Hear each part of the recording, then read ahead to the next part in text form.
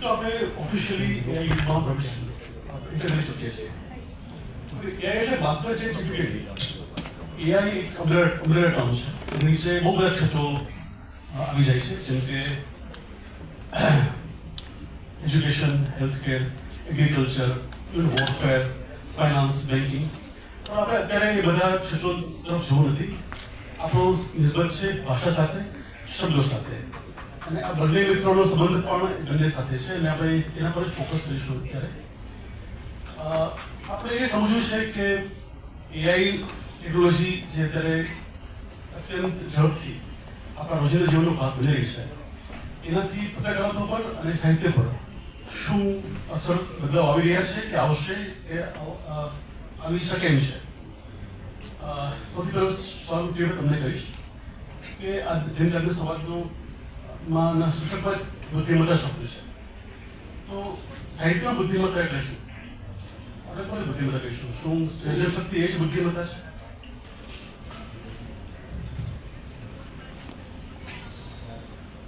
બુદ્ધિમત્તા સાહિત્યમાં તો તમે જે સર્જન કરો એને જ આપણે ગણીએ છીએ, પણ એઆઈ સાહિત્યમાં આવવાની ક્યાંથી શરૂઆત થઈ એનો થોડો ઇતિહાસ જાણી લઈએ, એટલે આપણને એ મુદ્દો વધારે સ્પષ્ટ થશે. સવારમાં દૈવતભાઈ થોડીક કવિતાની પંક્તિઓ સંભળાવી ગયા, પછી કોઈએ કંઈ વાર્તા કે કવિતાનો ઉલ્લેખ કર્યો નથી, તો હું તમને એક રસપ્રદ પ્રસંગથી શરૂઆત કરું. એકવાર એવું બન્યું કે 18 વર્ષનો એક યુવક 15 વર્ષની કિશોરીને ભગાડી ગયો. તમે કહો કે આ તો પોક્સોનો કેસ થયો, કાયદે મેં રહોગે તો ફાયદે મેં રહોગે જેવી વાત થઈ.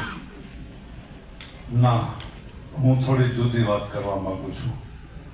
એ બંને નાસી ગયા એકબીજાના પ્રેમમાં પડીને, એટલે બંનેના કુટુંબના વડીલોએ એમને ખારીજ કરી દીધા કે ભાઈ અમારે કંઈ લેવા દેવા નથી. એટલે એ વિદેશમાં જઈને વસ્યા બંને જણા. હવે આમાં એક ગડબડ શું હતી કે જે યુવક હતો એ આ જ રીતે 2 વર્ષ અગાઉ બીજી એક યુવતીને ભગાડી ને એને પરણી ગયો હતો, ને એને 2 બાળકો પણ હતા. એટલે તમે વિચારો કેવી પરિસ્થિતિ હશે. પણ મારે એમની વાત નથી કરવી, મારે વાત એ કરવી છે કે એ લોકો જ્યાં વિદેશમાં રહેતા હતા ત્યાં એમનો એક મિત્ર એમને મળવા આવ્યો. ને આપણે તો અહીંયા બહાર આજે ઓછો વરસાદ છે, પણ એ 15 દિવસ એવો ભયાનક વરસાદ કે ક્યાંય બહાર જઈ શકાય નહીં. એકબીજાના મોઢા જોઈને 24 કલાક બેઠા રહેવું પડે એવું થયું. એટલે પછી એ લોકોએ સમય પસાર કરવા માટે નક્કી કર્યું કે કંઈક થોડુંક વાંચીએ, એટલે થોડી ભૂત કથાઓ વાંચીએ. હવે વાંચવાથી પણ કંટાળ્યા, એટલે નક્કી કર્યું કે હવે આપણે કંઈક લખીએ. એટલે ત્રણેય જણાએ નક્કી કર્યું કે આપણે એક એવી વાત લખવી કે જે અત્યાર સુધી લખાઈ ના હોય. તમને ખ્યાલ આવી ગયો હશે કે હું કોની વાત કરું છું. જે ભગાડી જનાર યુવક હતો એ ઇંગ્લેન્ડનો મહાન કવિ પીબી શેલી હતો, એમની પત્ની મેરી શેલી, અને એમને જે મળવા આવ્યો હતો એમનો મિત્ર એ બાયરન હતો. હવે 1816નું જે અંગ્રેજી સાહિત્યનું ફેમસ વેટ મંથ જે ગણાય છે એ સમયમાં ત્રણેય વાર્તા લખી, એટલે નવલકથા લખી. એમાં શૈલીએ શું લખ્યું એ અત્યારે ભૂલાઈ ગયું છે. બાયરને શું લખ્યું એ કોઈને યાદ નથી, પણ 18 વર્ષની એ છોકરી મેરી શેલીએ શું લખ્યું એ જગતમાં અમર થઈ ગયું છે. એણે ફ્રેન્કેસ્ટાઇન નામની એક નવલકથા લખી જે વિશ્વની પહેલી સાયન્સ ફિક્શન ગણાય છે, અને એનો સંબંધ આર્ટિફિશિયલ ઇન્ટેલિજન્સ સાથે છે. તો કેવી રીતે છે? તો ફ્રેન્કેસ્ટાઇનની હું થોડી વાત કરું. ફ્રેન્કેસ્ટાઈન એ રાક્ષસ નથી. ઘણી વાર એમ કે ઇઝ ફ્રેન્કેસ્ટાઈન એવું ગણાય છે. ના, ફ્રેન્કેસ્ટાઈન હતો એ વૈજ્ઞાનિક હતો. એટલે નેચરલ ફિલોસોફર એવો શબ્દ મેરી શેલીએ વાપર્યો છે. કારણ કે 1818માં લખાઈ રહ્યું હતું ત્યારે સાયન્ટિસ્ટ જેવો શબ્દ અંગ્રેજી ભાષામાં નહોતો. 1840માં આવ્યો. નેચરલ ફિલોસોફર એટલે રસાયણ શાસ્ત્રી માનો ને.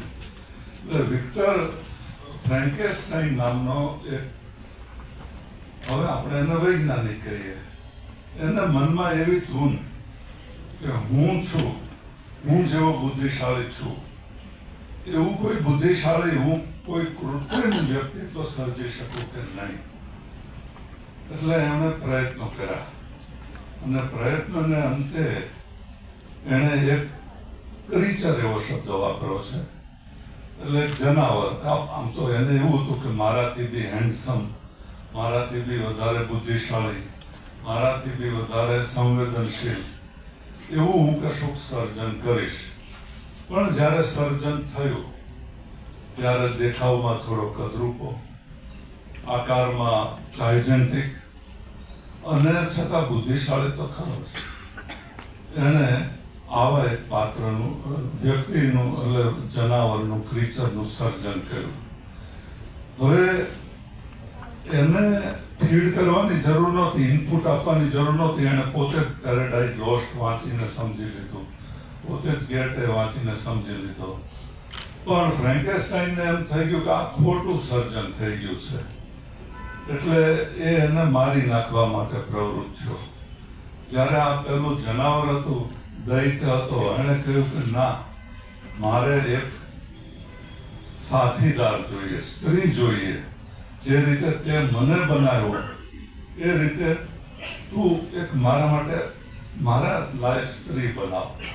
અને લગભગ ફરજ પાડી. અને એ વિક્ટર ફ્રેન્કેસ્ટાઈને એવી સ્ત્રી બનાવવાની શરૂઆત કરી. પણ એને થયું કે આ એક જો આટલો દુષ્ટ અને રાક્ષસી હોય તો બે જણા ભેગા થાય તો શું થાય. એટલે એણે અડધું બનાવીને મારી નાખ્યું એ પાત્રને. એટલે પેલા દૈત્યને એના ઉપર ગુસ્સો ચડ્યો અને તને પણ મારી. પહેલા તો એણે એની લગ્ન થયા ફ્રેન્કેસ્ટાઈનના તો હનીમૂનની રાત્રે જ એની પત્નીને મારી નાખી, એના મિત્રને મારી નાખ્યો, એનો ભાઈ હતો એને મારી નાખ્યો. એટલે શરૂઆત વિનાશથી થઈ. એટલે ફ્રેન્કેસ્ટાઈનને એમ થયું હું આને મારી નાખું. અને બંનેની લડાઈ થાય છે. એમાં મરે છે કોણ? ફ્રેન્કેસ્ટાઈન. એટલે આર્ટિફિશિયલ ઇન્ટેલિજન્સ એ આપણા માટે પેલો દૈત્ય તો સાબિત નહીં થાય ને એવી એક ધારણા મેરી શેલીએ 1818માં બહાર પાડી. અને આ પછી તો આ વિશ્વવિખ્યાત કૃતિ થઈ. આજે પણ હવે ફિલ્મો, અનેક નાટકો ઉતર્યા, ઓપેરા થયા, ફિલ્મો ઉતરી. અત્યારે હવે ફ્રેન્કેસ્ટાઈન આપણે આ નવી લાઇટમાં વાંચવાની જરૂર છે એમ મને લાગે છે. કારણ કે આર્ટિફિશિયલ ઇન્ટેલિજન્સ પણ માણસે ઉત્પન્ન કરી છે. અને આપણે આટલા બધા સેમિનાર કરીએ છીએ ત્યારે આપણે જેમ વરાળની શોધ થઈ, વરાળ યંત્રની, ત્યારે કંઈ આટલા સેમિનાર નહોતા કર્યા. બીજી શોધ થઈ ત્યારે આટલા સેમિનાર નહોતા કર્યા. પણ માણસ માટે આ પહેલું વહેલું એવું છે કે જે એના અસ્તિત્વને પડકાર કરે એવું કશુંક આવ્યું છે. એ એનો અણસાર 1818માં મેરી શેલીએ આપ્યો હતો. એટલે મેરી શેલીથી વાત શરૂ કરું અને પછી બીજી એકાદ બે કૃતિની પણ વાત કરીશું. અત્યારે હું આટલેથી મારી વાત અટકાવું છું. એકદમ બરાબર છે કિરીટભાઈ. કારણ કે આ પેલી ટેકનોલોજી એવી છે જે પોતાની રીતે ડિસિઝન લઈ શકે છે. અગાઉ ક્યારેય કોઈ ટેકનોલોજી એવી નહોતી કે જે એને પોતાની રીતે નિર્ણય લઈ શકે. કિરીટભાઈ, એઆઈ અને જર્નલિઝમ આપણે એનો સંબંધ પણ એક સ્થાપવો છે. તો તમારે પેલા આપણે લેટ્સ ડિફાઇન ફર્સ્ટ પત્રકારત્વમાં ઇન્ટેલિજન્સ લેશું, બુદ્ધિમત્તા કોને કહેશો તમે પત્રકારત્વમાં? જે સાહિત્યમાં બુદ્ધિમત્તા છે એ કવિતાની શિબિર યોજાય અને પછી એમાંથી 5 કવિતાઓ પસંદ થાય. એ કવિતાઓ કે ભાવિ વાર્તાકારો તમને મળે, કારણ કે એમણે કંઈક નોખું લખ્યું છે, એમણે કંઈ વાંચેલું છે, એ એના સર્જનમાં ઉતારેલું છે. પત્રકારિતામાં પણ એ જ છે કે મારી સાથે લખનારા, જેમને પત્રકારિતામાં 17 વર્ષ થયા હોય, તો આવનારા અનેક છે. તો કોઈ મારાથી આગળ છે, કોઈ બીજે ક્યાંય સંઘર્ષ કરે છે, કોઈ મારી જેમ કામ કરે છે. પણ નોખા તમે ક્યાં પડો છો? છેવટે તો દરેક માણસ નોખા પડી અને પોતાની ઓળખ મેળવવા માટે કરે છે. પછી આર્ટિફિશિયલ ઇન્ટેલિજન્સ કરે, ટેમ્પલેટ લખે કે વાર્તા લખે કે આ સેમિનાર કરવામાં આવે. બધાનો ઉદ્દેશ્ય છે કે નોખું પડવું અને અમારી ઓળખ ઊભી કરવી. તો પત્રકારિતામાં એ જ છે કે હું ઇન્ટેલિજન્સનો ઉપયોગ ક્યાં કરું છું? મારી પાસે એક જ સ્ટોરી છે, મારી પાસે એક જ સમાચાર છે, જે બધા જ પાસે છે. લંકર બસ્ટર બોમ્બ નાખ્યો અમેરિકાએ, તો એ સમાચાર તો બધાને મળવાના છે. તો એ તબક્કે હું ઇન્ટેલિજન્સનો ઉપયોગ કરું છું. આર્ટિફિશિયલ ઇન્ટેલિજન્સના સંદર્ભમાં ઇન્ટેલિજન્સ એટલે સામાન્ય બુદ્ધિ વાપરવાની વાત છે. તો મને પહેલો એવો સવાલ એ થાય કે મારો વાચક જે ગુજરાતી ભાષા વાંચે છે એને બંકર બસ્ટર બોમ્બ શું છે સમજાવવું જોઈએ કે કેમ? અચ્છા, મારે સમજાવવું છે. તો આ મારા ઇન્ટેલિજન્સ સાથેના સવાલો છે કે મારે સમજાવવું છે તો મને સમજાય છે? મને ગૂગલ માહિતી આપી દેશે, એમાંથી 4 શબ્દો મને નહીં સમજાય તો હું એને કેમ કઈ રીતે જાણીશ? સદભાગ્ય અંગ્રેજી ભાષામાં તમને એક જ શબ્દના અર્થો અને ક્યારે કેમ વપરાણો છે આસાનીથી મળી જાય છે. હવે ગુજરાતીમાં લેક્સિકનને કારણે ઓનલાઈન ટૂંકમાં મળી આવે છે. તો કઈ ઘટના બની છે જે દુનિયા માટે, બધા જ સમાચાર માધ્યમો માટે, તમારું અખબાર હોય, મારું અખબાર હોય, આમનું મેગેઝિન હોય, કોઈ ટીવી ચેનલ હોય, કોઈ ડિજિટલ પ્લેટફોર્મ છે, એમણે શું આપવું છે? એમના વાચકો, એમના દર્શકો, એમનું જે ટાર્ગેટ ઓડિયન્સ છે, જેમ આ સેમિનારનું ટાર્ગેટ ઓડિયન્સ છે, એમ દરેક અખબારનું છે. તમે નવલકથા લખો તો એનું છે, તમે પરબમાં વાર્તા આપો તો એનું ઓડિયન્સ છે. તો એ ઇન્ટેલિજન્સનો ઉપયોગ છે. જેમ કે તમારી જ વાર્તાનું ઉદાહરણ આપું કે તમે જીવવા લેખી તમે અખબારમાં પ્રગટ કરવાનું પસંદ નહીં કરો, કારણ કે તમને ખબર છે કે પરબ વાંચનારો છે એમાંથી અથવા તો એના વાંચનારાઓમાંથી થોડાક જ સમજ છે, બરાબર છે. પણ બીજી સપ્તાહવાર નવલકથા લખી હોય તો આપણે ઇન્ટેલિજન્સ વાપરીને એમ કરીએ કે આ અખબારમાં ચાલશે.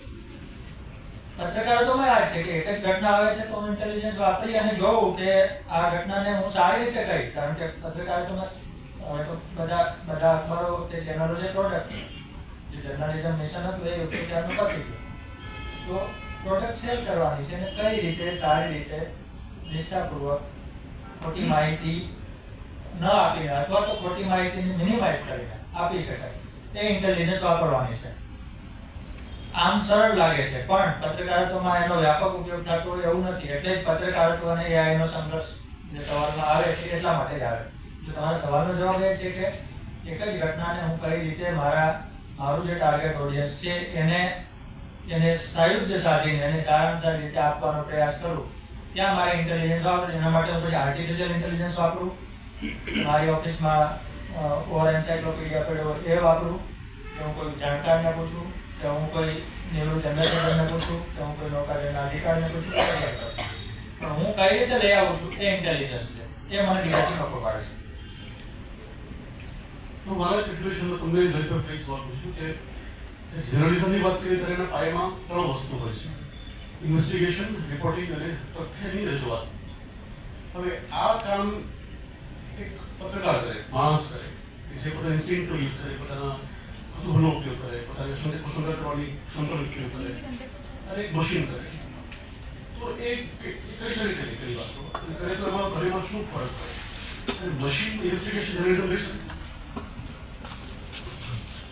દરેક મશીનોની શોધ મૂળભૂત રીતે જે 3 ઇડિયટમાં કહે છે ને કે માણસને હેલ્પ કરવા માટે થઈ છે. મારો અવાજ છેલ્લી જગ્યા સુધી નથી પહોંચતો એટલે આપણે મશીનનો સહારો લઈ રહ્યા છીએ. તો ઇન્વેસ્ટિગેશન જર્નલિઝમ એઆઈ નથી કરતું, પણ પનામા પેપર્સ જેવા જ્યારે કાગળો બહાર આવે જેમાં વૈશ્વિક કૌભાંડો છે, તો પનામા પેપર્સની જે ઇન્ટરનેશનલ કન્સોર્ટિયમ છે ઇન્વેસ્ટિગેશન જર્નલિઝમનું, કે જે આ પ્રકારના પેપર્સ બહાર પાડે છે વિકીલીક્સ, એ લોકોએ એઆઈનો ઉપયોગ શરૂ કરી દીધો. શું કરવા? કે અમારા પેપર બધા અંગ્રેજીમાં છે. એને એમ થયું કે ભાઈ મારે X માણસની શોધ કરવી છે બધા પેપરમાંથી, તો બધા પેપર કમ્પ્યુટરને આપી દીધે, કમ્પ્યુટર બધા પેપર વાંચી જશે. કે તમે જે છગનભાઈ શોધો છો એના વિશે કેટલી લાઈનો લખેલી છે, જે આપણે વર્ડની ફાઇલમાં કંટ્રોલ F કરીને કરીએ છીએ કે મારે આ શબ્દ શોધવો છે આ 100 પાનાની ફાઇલમાંથી. તો ઇન્ટેલિજન્સનો ઉપયોગ બધાએ શરૂ કરી દીધો છે. અમારે ત્યાં હું જે સંસ્થામાં કામ કરું છું દિવ્ય ભાસ્કરમાં, અમને બધાને બાકાયદે તાલીમ આપવામાં આવે છે કે તમારે નકલી ઇમેજ કેમ ઓળખવી. બરાબર છે, રથયાત્રામાં હાથી ગાંડો થયું, બીજા દિવસે હાથીનો વિડીયો આવ્યો કે હાથીને મારવામાં આવે છે, તો ખરેખર આઈનો છે કે કેમ, એ વિડીયો તમારે કેમ ઓળખવો એની તાલીમ આપવામાં આવે છે. તમારે કોઈ દેશની ઘટનાના તમને સમાચાર મળ્યા કે ભાઈ આર્જેન્ટિનામાં તો 40 ફૂટ લાંબુ માનવ કંકાલ મળી, તો તમારે સાચું માનવું કે નહીં. ધારો કે તમારામાં કોમન સેન્સ નથી તો તમે સાચું માનવું કે નહીં તપાસ કરવા જાવ છો, તો કેમ તપાસ કરવી, તો એ તાલીમ આપવામાં આવે છે. એટલે પત્રકારત્વએ ઇન્ટેલિજન્સનો ઉપયોગ શરૂ કરી દીધો. જ્યારે કે અમે મેગેઝિનના કવર એઆઈની મદદથી બનાવીએ છીએ કે કોઈ ઘટના છે, મારી પાસે સમય ઓછો છે, પત્રકારત્વમાં એક મેજર પ્રશ્ન હોય છે અથવા તો એનો હથિયાર છે કે જે ગણો મારી પાસે ઓફિસમાં ચિત્રકાર હાજર નથી, મારી પાસે એવો ફોટો પણ નથી, અથવા તો મારે એ જમાનાની વાત રજૂ કરવી છે જ્યારે ફોટોગ્રાફી નહોતી, પહેલો ફોટો તો 1847માં આવ્યો, મારે એની પહેલાનું કંઈક કેવું છે, તો હું એઆઈને કહું છું કે મને એક ફોટો એવો બનાવી આપો કે જ્યાં સાહિત્ય પરિષદનું બિલ્ડિંગ છે, ત્યાં મેદાન હતું અને 5 સાહિત્યકારો વૃક્ષ નીચે બેઠા બેઠા સાહિત્યની વાત કરે છે, તો એઆઈ મને બનાવી આપશે કે ભાઈ આ બિલ્ડિંગ નહોતું ત્યારે અહીં આવું. તો અમે એઆઈનો એ રીતે ઉપયોગ કરીએ છીએ. એટલે પત્રકારત્વમાં એઆઈનો ઉપયોગ શરૂ થવા માંડ્યો છે. સમાચાર અપલોડ કરવા એટલે કે વેબસાઇટ ઉપર મૂકવા, જે લોકો ડિજિટલ રીતે કન્ઝ્યુમ કરે છે, તમે તમારા મોબાઈલમાં સમાચાર જુઓ તો લખેલું હેડિંગ ને પછી નીચે, તો એ અપલોડ કરવા માટે માણસ જોઈએ, કારણ કે સમાચાર કાગળ ઉપર લખાયેલા છે, પછી વર્ડની ફાઇલમાં છે, એમાંથી વેબસાઇટ ઉપર જાય, બરાબર છે, તમે એ જાણો છો. પણ દિવ્ય ભાસ્કર એવું નથી કરતું, એ બધા જ સમાચારો ઓટોમેટિક કરે છે રોજ રાતે. એટલે જે કામ આખો દિવસ ચાલતું હતું, ઘણી વાર એવું છે કે રાતના 11 વાગ્યાના સમાચાર સવાર 7 વાગે અપલોડ કરવાનું બાકી હોય, હવે બધું 2:30 વાગ્યા સુધી પતી જાય મજાકે, કારણ કે ભાસ્કર એનું ઓટોમેશન કરી નાખ્યું. એટલે કે બીજી ઘણી બધી સંસ્થાઓ, ભાસ્કર તો હું કામ કરું છું એટલે ટાઈમ્સ ઓફ ઇન્ડિયા હોય કે એટલે સમાચાર અપલોડ કરવા મિકેનિકલ કામ છે, એમાં બુદ્ધિની જરૂર નથી. તો આર્ટિફિશિયલ બુદ્ધિને આ કામ લાગશે. એટલે કૃત્રિમ કે આર્ટિફિશિયલ ઇન્ટેલિજન્સ છે એનો ઉપયોગ અખબારોએ સંસ્થાકીય રીતે, મારા જેવા લોકોએ વ્યક્તિગત રીતે શરૂ કરી દીધો છે કે ભાઈ મારે કંઈ સર્ચ કરવું છે. ગૂગલ સર્ચ આપણે જાણીએ છીએ, ગૂગલ સર્ચ તમને ડિટેલ આપે, પણ ગૂગલને તમે સવાલ પૂછો અને ગૂગલનું જે એઆઈ ટૂલ છે જેનું નામ છે જેમિની, જે આના પછીના સેશનમાં એનો ઉપયોગ કદાચ આવશે, તો જેમિનીને તમે સવાલ પૂછી શકો કે શું ગુજરાતી ભાષાની, અથવા તો જેમિનીને તમે એમ પૂછો કે ગુજરાતી ભાષાની કેટલી કૃતિઓનો અંગ્રેજીમાં અનુવાદ થયો છે, તો જેમિની તમને કદાચ એવો જવાબ આપશે કે એક્ઝેક્ટ આંકડો મારી પાસે નથી પણ અમને આ 5 મોટા નામ મળે છે, એમાં પ્રોમિસ લેન્ડ છે, પછી કનૈયાલાલ મુનશીની છે અને સરસ્વતી ચંદ્ર. તો એનો ઉપયોગ કરીને આપણને એટલી ખબર પડે, થોડી ઘણી ઇન્ટેલિજન્સ વાપરે, પણ છેવટે તો આપણે આપણી બુદ્ધિ વાપરવાની થાય. પણ તમારે જો મૂળ સવાલ હતો એનો જવાબ એ કે હા, પત્રકારત્વમાં એઆઈ નો ઉપયોગ શરૂ થઈ ગયો છે. ભાઈ સરસ વાત કરી ફ્રેન્કન્સ્ટાઈન વિશે. એ વાત થઈ 18મી સદીની, 19મી સદીની. પછીની જે સાયન્સ સર્જન થયું છે વિશ્વભરમાં, એમાં સાયન્સ ફિક્શનમાં ટેકનોલોજીનો સંદર્ભ આવ્યો છે એઝ એ થીમ તરીકે, વિષય તરીકે. એના પછી સાહિત્ય કૃતિઓ કઈ રીતે લખાય, એમાં 2 કૃતિની વાત કરું, પછી મારે એને માનવ નિયતિ સાથે જોડવાની છે, એટલે હું આ 2 કૃતિઓની વાત કરી લઉં. બીજી કૃતિ છે the strange case of doctor Jekyll and mister Hyde. હવે તમે જાણો છો એમ ડોક્ટર જેકીલ એક શહેરનો બહુ પ્રતિષ્ઠિત ડોક્ટર છે, દેખાવડો છે, લોકપ્રિય છે, પણ એને લેબોરેટરીમાં આપણે જેને કાઠિયાવાડી ભાષામાં કહીએ એમ ઢોંચ પરોણા કરવાની ટેવ છે, એટલે કંઈક ને કંઈક એક કરે રાખે. એ બધું કરતો તો એ દરમિયાન એને ખબર પડી શિશિરભાઈ કે મારી અંદર 2 તત્વો છે, એક શુભ તત્વ છે અને એક અશુભ તત્વ છે. હવે આ જે છે એ તો તને કુદરતે આપેલું છે, પણ ડોક્ટર જેકીલે ભૂલ શું કરી કે એમાં એ વિક્ષેપ કરવા ગયા. એમને એવું થયું કે મારી અંદર શુભ જ શુભ હોવું જોઈએ, અશુભ મારી અંદર ન હોવું જોઈએ. એટલે એણે પોતાની લેબોરેટરીમાં એક રસાયણ બનાવ્યું. એ રસાયણ એવું હતું કે હું લઉં ડૉક્ટર જેકિલ હું લઉં તો મારી અંદરનો અશુભ છે એ બહાર નીકળી જાય અને એને પછી હું મારી નાખી શકું. અને એને કંટ્રોલ કરવો હોય ત્યારે હું બીજું રસાયણ લઉં એટલે એ જે બહાર નીકળેલું અસ્તિત્વ છે એ પાછું મારું મૂળ અસ્તિત્વ થઈ જાય. એટલે એને જે બીજું અસ્તિત્વ દુષ્ટ અસ્તિત્વ હતું ઇવિલ એને મિસ્ટર હાઇડ એવું નામ આપ્યું. R.L. સ્ટીવન્સનની વિજ્ઞાન કથા છે. ખજાનાનો ટાપુ તો આપણે બધાએ વાંચી હશે એના લેખા. હવે પ્રયોગ શરૂ કર્યો. તરત જ મિસ્ટર હાઇડ દુષ્ટ માણસ તરીકે રજૂ થયો અને શહેરમાં ફરવા નીકળ્યો તો બાળકોને કચડી નાખ્યા, વૃદ્ધોને ઈજા પહોંચાડી. પછી લોકો એની પાછળ પડ્યા તો દોડીને લેબોરેટરીમાં આવતો રહ્યો અને પાછું પેલું રસાયણ પી લીધું એટલે સારી વ્યક્તિ તરીકે ડૉક્ટર જેકિલ અસ્તિત્વમાં આવ્યા. હવે આ ટેવ કરવાની એને આ પ્રયોગ કરવાની એને વારંવાર ટેવ પડી ગઈ. એટલે એ પ્રયોગ કરે પણ હવે રસાયણે પોતાની જાતે જ એક કંઈક એવી પ્રક્રિયા કરી કે અશુભમાં તો જલ્દી જઈ શકાય પણ અશુભમાંથી શુભમાં આવતા વાર લાગે. અને એકવાર એવું બન્યું કે ગામના લોકો પાછળ પડ્યા. હાઇડ છે એ લેબોરેટરીમાં નાસીને આવતો રહ્યો. રસાયણ ખૂટી ગયું હતું એટલે ડૉક્ટર જેકિલમાં એ પાછો જઈ શકે એમ નહોતો. એણે જોયું પોતાનો દેખાવ ખૂબ કદરૂપો છે અને લોકો આગળ હું આ રીતે ખુલ્લો પડી જઈશ એમ ધારીને એણે આપઘાત કર્યો. એટલે જે માણસ સુધારવા નીકળ્યો હતો એને મરવાનો વારો આવ્યો. ત્રીજી વાત કરી લો. આઇલેન્ડ ઓફ ડોક્ટર મોરો, H.G. વેલ્સની 20મી સદીમાં લખાયેલી વાર્તા છે. આની ટૂંકમાં જ વાત કરી. એક વૈજ્ઞાનિકે પશુઓમાંથી માણસ બનાવવાનો પ્રયોગ કરવાનું શરૂ કર્યો. એમાં પણ એ નિષ્ફળ ગયો. આ ફ્રેન્કેસ્ટાઈનની વાત તમે આદમ અને ઈવની સાથે જોડી શકો. પહેલું સર્જન તો આદમનું જ થયું હતું. આપણે સંસ્કૃતમાં કહીએ છીએ કે એકાકી ન રમતે. આદમને પણ એવું થયું કે એકલા મજા નથી આવતી એટલે એણે પોતાની માગણી રજૂ કરી ઈશ્વર પાસે, મને બીજું પાત્ર આપો.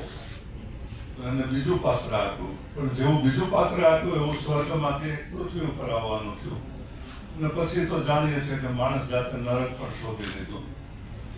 એટલે અને શાસ્ત્રએ કહ્યું છે કે અનધર ઇઝ હેર, બીજો વ્યક્તિ છે નરક જેવો છે મારા માટે. એટલે એકલતા સહન થતી નથી માણસ જાતથી અને બે જણા હોય તો ફાવતું નથી.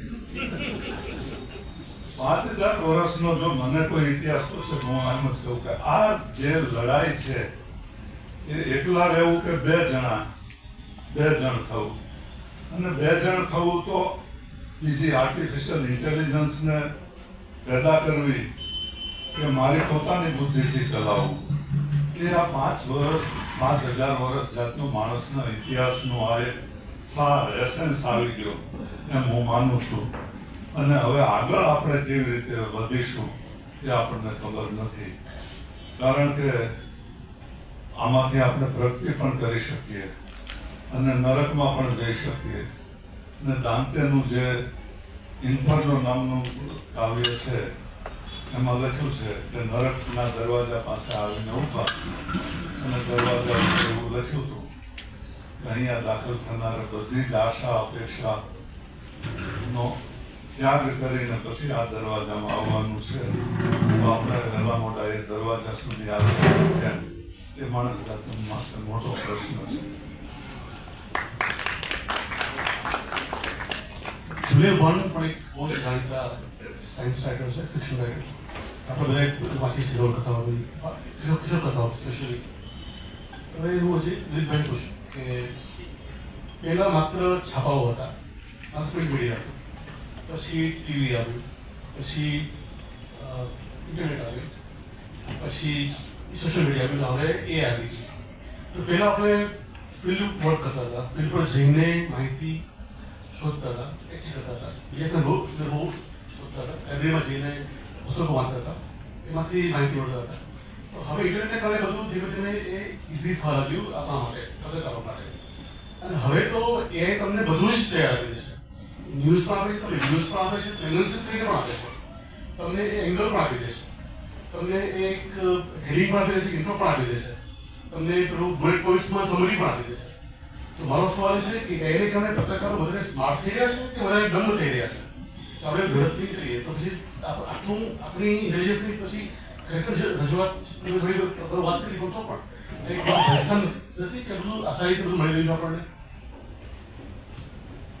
દરેક મુશ્કેલ સ્થિતિ છે આપણામાં રહેલી શક્તિઓને બહાર લઈ આવવાનું કામ કરતી હોય છે. એટલે એઆઈને મુશ્કેલ સ્થિતિ ગણતા હોઈએ આપણે. તો એ પત્રકારત્વને એટલે કે પત્રકારત્વ કરતો માણસ, વ્યક્તિ, સ્ત્રી, પુરુષ, યુવતી, જે કોઈ છે એનામાં રહેલી શક્તિને બહાર લઈ આવવાનું કામ કરે છે. ડંબાઈ કરે છે કારણ કે બહુ સરળતાથી ખવાય છે. જેમ જેકિલ એન્ડ હાઇડમાં આવે છે કે વિલન થવું સહેલું છે પણ પછી હીરો થવામાં વાર લાગે છે. એટલે કે પત્રકારત્વને ડંબ થવામાં વાર નથી લાગતી. એનો ફાયદો એ છે કે જેને સારું કામ કરવું છે એની સ્પર્ધા ઘટી જાય છે. કારણ કે 90% લોકો એઆઈનો ઉપયોગ કરે છે ત્યારે જેને ખરેખર કામ કરવું છે એ લાઇબ્રેરીમાં જશે, માણસને મળશે, એવું શોધશે કે જે એઆઈ પાસે નથી. હું આ ગુજરાતી ભાષાના સંદર્ભમાં કહું છું. અંગ્રેજીમાં તમને એઆઈનું કામ વધારે સરળ છે, પણ જે ટેકનોલોજી કંપનીઓ છે જે ઇન્ટરનેટ ચલાવે છે, એટલે કે જેનો દબદબો છે ઇન્ટરનેટ ઉપર, એ ગૂગલ પોતાના રિપોર્ટમાં એવું સ્વીકારે છે કે હવે ઇન્ડિક ભાષાઓ, સંજયભાઈને એમાં વધારે ખબર હશે કે ઇન્ડિક ભાષાઓમાં કામ કરવાનો સમય આવી ગયો. કારણ કે અંગ્રેજીમાં તમે બધું આપી દીધું, હવે લોકોને બંગાળીમાં સર્ચ કરવું છે, હવે લોકોને ગુજરાતીમાં સર્ચ કરવું છે, અને એમાં પણ બોલીઓમાં સર્ચ કરવું છે. હું ડાંગમાં અલગ ગુજરાતી બોલું છું, મારી એ જ ભાષામાં ગૂગલ ઉપર માહિતી મળે તો જોઈએ, બાકી મારા માટે એ કામનું નથી. આ વાત ગુજરાતી પત્રકારો તો લાગુ પડે છે કે ગુજરાતી પત્રકારો કે લેખકો એઆઈના ખોટા ઉપયોગ કે ટેકનોલોજીના ખોટા ઉપયોગથી ડંબ બને છે, સાથે સ્માર્ટ બને છે. એ દરેકની વ્યક્તિગત ચોઈસ ઉપર છે. કારણ કે સામે આર્ટિફિશિયલ ઇન્ટેલિજન્સ છે પણ વાપરનારો તો ઇન્ટેલિજન્ટ છે ને. જો ઇન્ટેલિજન્ટ હોય તો એઆઈનો ઉપયોગ પોતાની ઇન્ટેલિજન્સ, પોતાની ક્ષમતાની ધાર કાઢવા માટે કરશે. ગુજરાતી ભાષામાં સદભાગ્ય એવું છે કે ગૂગલ પાસે આપવા માટે કંઈ નથી, અથવા તો બહુ ઓછું છે. તમે એમને ગુજરાતીમાં સવાલ પૂછો તો ઘણીવાર જવાબ આપશે કે માફ કરશો, મારી પાસે આની પૂરતી માહિતી નથી. તમે એમને એમ પૂછો કે વિષ્ણુપ્રસાદ ત્રિવેદીનું પ્રદાન શું કહેવાય, કે નિબંધ લખતા હતા કે કવિતા લખતા હતા, તો ગૂગલને જેટલું મારી શૈલીમાં આસાનીથી જવાબ આપશે એટલું નહીં આપી શકે. બીજું કે ગૂગલ પાસે માહિતી છે એને આપવામાં આવે છે અને પછી એને રિફાઇન કરીને આપે છે. તો જેમ તમે કદાચ માઇક્રોસોફ્ટ માટે કામ કર્યું ભાષા શુદ્ધિકરણનું, એમ જે આ સર્વિસ પ્રોવાઈડરો છે ઇન્ટરનેટના, કે ગૂગલ તમે ગણો કે ચેટ ગણો, અને પછી ફેસબુક છે કે જેની પાસેથી આપણે કંઈક મેળવીએ છીએ, જેની પાસેથી માહિતી મેળવીએ છીએ, એની પાસે ભાષા નથી. એટલે જે લોકો ગૂગલમાં ટાઈપ કરીને મોકલે છે એ બહુ સારા લેખક હોવા છતાં ગૂગલમાં ટાઈપ કરીને જો જોવે ને તો છઠ્ઠી વિભક્તિની ભૂલ હોય ન હોય. બરાબર છે? તો આપણને એમ થાય અરે આમણે લખ્યું અને આમાં ભૂલ છે, કારણ કે એમણે નથી લખ્યું, એણે ગૂગલનો ઉપયોગ કર્યો છે અને સ્માર્ટનેસથી નહીં, એમાં ડમ્બનેસ લાગ્યું. એટલે આ પત્રકારો તો લાગુ પડે કે રિપોર્ટરને એમ થાય કે હું મેસેજ લખીને મોકલી દઉં, તો એને ભાષા શુદ્ધિ કરવાની આવતી નથી. ભાષા શુદ્ધિ કરવાની આવતી નથી એટલે ડંબ થતો જાય છે. કારણ કે રિપોર્ટરને બાય એન્ડ લાર્જ એવું લાગે છે કે મારે ભાષાનું શું કામ છે, મારે તો માહિતી આપવાની છે. પણ એને ખબર નથી હોતી કે ભાષા શુદ્ધિકરણ છે છેવટે તમારા વિચારોનું શુદ્ધિકરણ કરે ને એ તમને બીજાથી અલગ કરે. પણ એ કદાચ એમને સમજાતું નથી, અથવા તમને સમજવાનો સમય નથી, અથવા તેમની પ્રાથમિકતા નથી, એ એમનો પ્રશ્ન નથી. વાત એ છે કે એનાથી ડમ્બનેસ વધતી જાય છે. તો ફાયદો શું થાય છે કે જેને ઇન્ટેલિજન્સનો સારો ઉપયોગ કરવો છે એની સ્પર્ધા ઘટતી જાય છે. કે હું થોડુંક સારું કામ કરીશ ને તો પણ મારા ફીલ્ડમાં સારો દેખાઈશ, કારણ કે મારી પાસે સ્પર્ધા ઓછી છે. બાકીના 99% કે 95% છે એક સરખું કરે છે કે ગૂગલમાં ટાઈપ કરીને મોકલી દે છે. ગૂગલ ઓટો વર્ડ કરેક્ટ ખોટો શબ્દ લઈ લે તો પણ મોકલી દે છે. અને તમારો ઉતાવળ હોય મેસેજ ત્યારે મોકલી દીધો, ફાઇન, કે ભાઈ ભૂલ ભરેલો છે, તમે કહી દો કે આમાં ભૂલ આવે તો ચલાવજો, ઓકે. પણ તમારે સાહિત્ય કે પત્રકારત્વમાં જેને સર્જનાત્મક કહી શકાય કે જેનું થોડુંક આયુષ્ય હોય કે મારી આ રચના 5 વર્ષ પછી વંચાવી જોઈએ, મારી આ રચના 10 વર્ષ પછી વંચાવી જોઈએ કે મારી રચના નર્મદની જેમ અમર થવી જોઈએ, તો તમારે સ્માર્ટનેસ વાપરવી પડશે અને તો એ તમે લખવામાં સમય લેશો. એટલે જેને સ્માર્ટ થવું છે એ AI નો ઉપયોગ, હું તો AI નો ઉપયોગ ભરપૂર કરું છું, પણ હું એને સ્પેસિફિક સવાલ પૂછું છું. અહીંયા જ જ્યારે મને કહેવામાં આવ્યું કે તમારે આમાં બોલવાનું છે, તો મેં મારી તૈયારી માટે AI ને પૂછી જોયું, તો મને ખબર પડી કે AI મને એમાં ખાસ મદદ કરે એમ નથી, કારણ કે જે સવાલો છે, જે સવાલો આવે છે એ તો હું કામ રોજ કરું છું. તો મારા કામના સવાલો માટે મારે AI પાસે જવું પડતું હોય તો કોઈ માણસ મારું સ્થાન લઈ લે એમાં એમનો દોષ નથી, કારણ કે હું મારા ક્ષેત્રમાં સજ્જ નથી થતો. AI ડંબાઈ કરે છે, સ્માર્ટઈ કરે છે. દુર્ભાગ્ય મોટાભાગના લોકોને ખબર નથી હોતી કે એનાથી ડંબ થાય છે. તો સરસ વાત કરી કે AI બંને બે થઈ તલવાર જેવું કામ કરે છે, કે ગન પણ કરશે અને સ્માર્ટ પણ કરશે. હું મારી વાત કરું તો બધા સમાચારમાં અમે ઝગમગ અમારું સાપ્તાહિક આવે છે, બાળ સાપ્તાહિક, એમાં અમે હવે 8 16 પાના કર્યા છે. ગુજરાતીના 8 પણ ઇંગ્લિશના 8 પણ 9 ઉમેર્યા. તો હવે વાચકો જે મોકલે વાર્તા તો એ તમને સમજાય કે એની વાર્તા છે, એ જનરેટ થઈ વાર્તા છે, તો તમને ગંધાય એઆઈમાંથી. તો અમે એ બધું કાઢી નાખીએ. પછી ઘણા એવું પડે કે જૂની છપાયેલી વાર્તા અનુવાદ કરાવે એમાં કદાચ ફરી પાછળ ઇંગ્લિશમાં એવું પણ કરાવે છે. એટલે એ તમારે સતત રહેવું પડે છે. ભાઈ આપણે સર્જનની શક્તિની વાત કરી તો ભાઈ એઆઈ આ કામ કરી શકે કે નહીં? કારણ કે વાત બેઝિકલી સ્ફુરણાની છે. સર્જન જે વાત કરી ત્યારે માનવીય ચેતનાની વાત છે, એમાં વારસાની વાત છે, એમાં સંસ્કારની વાત છે, એમાં તમારા લેયર્ડ રિયાલિટી છે, એમાં મોરલ એમ્બિગ્યુટીની વાત છે સાહિત્ય સર્જનમાં. આ બધું મશીન પાસે હોય કે નહીં, એટલે આવી શકે કે નહીં, તો એ કેટલું કેવું સાહિત્ય સર્જન કરી શકે ભવિષ્યમાં ધારો કે? ચોક્કસ કરી શકે, પણ આમાં એક પ્રશ્ન છે. સવારે વાત થઈ કે AI છે એ રઘુવીર ચૌધરી જેવી નવલકથા લખી શકે કે નહીં. તો મારો પહેલો પ્રશ્ન એ છે કે એની રઘુવીર ચૌધરી જેવી નવલકથા લખવા માટે પહેલા આપણે રઘુવીર ચૌધરી તો હોવા જોઈએ ને. મરીજ જેવી ગઝલો લખવા માટે મરીજ જેવા ગઝલકાર તો ગુજરાતીમાં થયા હોવા જોઈએ ને. હું AI ને એમ કહું કે XYZ જેવી ગઝલો લખી આપ તો એ શું સમજવાનો? એટલે પહેલા એણે જે રઘુવીર ચૌધરીના નવલકથાકાર તરીકેના લક્ષણો છે, લાક્ષણિકતાઓ છે, એ આત્મસાત ઇમ્બાઇબ કરી હોવી જોઈએ. જો રઘુવીર ચૌધરી હશે, જો પન્નાલાલ પટેલ હશે તો એમના જેવું લખાશે. બાકી હું એમ કહું કે એક ગ્રામ્ય નવલકથા લખી બતાવો, તો જો એઆઈમાં થોડીક પણ બુદ્ધિ હશે તો મને સામે પૂછશે કે કેવી ગ્રામ્ય નવલકથા? ઝવેરચંદ મેઘાણી જેવી, મળિયા જેવી, પન્નાલાલ પટેલ જેવી કે રઘુવીર ચૌધરી જેવી? હવે એમાંથી હું એક પસંદ કરું તો મૂળ વ્યક્તિ તો મૂળ સર્જક તો હોવા જોઈએ. એટલે AI લખી જરૂર શકે, પરંતુ એની આગળ એક એવો નમૂનો હોવો જોઈએ. હું કહું ફ્રેડરિક ફોર્સાઇથ જેવી થ્રિલર લખી બતાવો, તો પહેલા ફ્રેડરિક ફોર્સાઇથ જેવી એક ડોગ્સ ઓફ વોર કે ક્રિસ્ટોફ ગોડ જેવી નવલકથા લખાયેલી તો હોવી જોઈએ ને.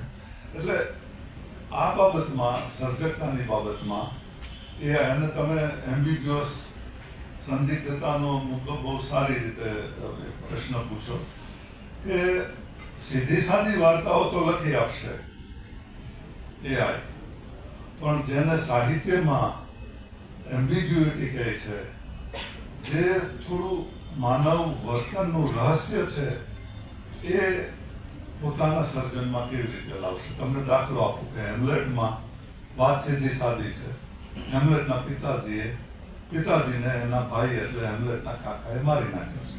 પહેલા અંકમાં જ આ વાત આવી જાય છે. એના પુરાવા પણ આપે છે, એના પિતા ભૂત બનીને આવીને, અને હેમ્લેટને ખાતરી પણ થાય છે કે નાના મારા કાકાએ જ મારી નાખ્યા છે મારા પિતાને. અને એના પિતા આવીને કહી ગયા છે તારે વેર લેવાનું છે. એટલે આદર્શ પુત્ર તરીકે હેમ્લેટે વેર લેવું જ જોઈએ. પણ ઠેઠ 5મો અંક આવી જાય ત્યાં સુધી હેમ્લેટ અનેક તક મળવા છતાં વેર લેવાનું ટાળે છે. હવે કેમ ટાળે છે એ પ્રશ્નનો જવાબ શેક્સપિયર આપીને નથી ગયા અને આપણને 400 વર્ષથી નથી મળતો.